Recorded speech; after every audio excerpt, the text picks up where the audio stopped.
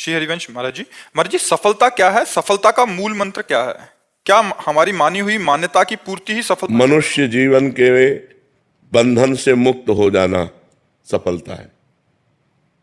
ये जो मनुष्य जीवन है, मना खष्टान इंद्रियाणी प्रकृति स्थान कर सती, जो मन 5 ज्ञानेंद्रियों के साथ भोगों में जा रहा है और भोग हमें परास्त कर रहे हैं, इससे मुक्त हो जाना।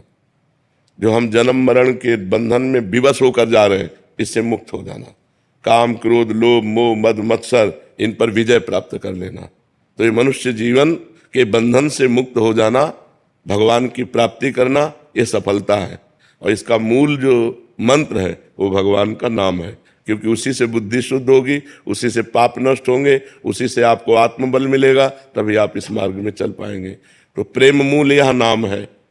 प्रेम का मूल, ज्ञान का मूल नाम ही है। जितना जो नाम जप करता है उतना ही ज्ञानी हो जाता है, उतना ही प्रेमी हो जाता है, उतना ही वो संसार से विजय प्राप्त कर लेता है। और भजन नहीं है तो केवल बुद्धि का विलास मात्र है, वो माया पर विजय प्राप्त नहीं कर सकता, वो इन विकारों पर विजय प्राप्त नहीं कर सकता, वो इन विकारों में ही बार बार गिरता रहेगा। समझ पा रहे हैं आप? नाम जप की चाह कैसे प्रकट होती है? नाम जप से ही हो जाती है।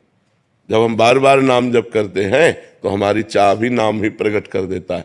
नाम जपने वाले को कुछ भी और अन्य साधन की जरूरत नहीं, वही चाह प्रकट कर देगा, वही रुचि प्रकट कर देगा, भगवान के मिलन की चाह पैदा कर देगा, भगवान को मिला देगा। सुमिर पवन सुत पावन नामू, अपने बस कर राखे रामू। भगवान के नाम के बल से हनुमान जी ने भगवान को अधीन कर लिया।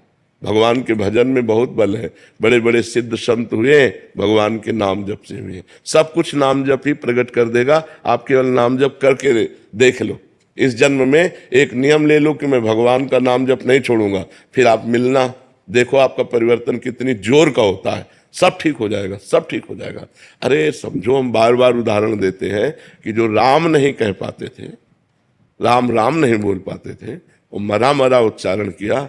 वो इतना बड़ा ग्रंथ है वाल्मीकि रामायण, और संस्कृत से है। आप सोचो, उन्होंने संस्कृत से हमारे इतिहास की रचना कर दी और ब्रह्म ऋषि पद पे पहुंच गए। कोई दूसरा साधन नहीं था, केवल नाम का साधन था। केवल भगवान के नाम से ध्रुव संगलान जप्यो हरिनाऊ, पायो अचल अनुपम ठाऊ।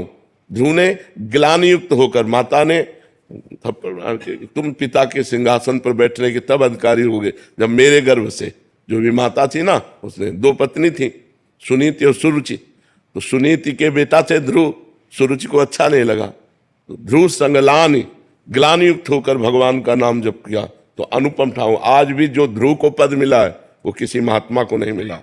5 वर्ष का बालक ठान लिया नाम जप, भगवान की प्राप्ति कर ली।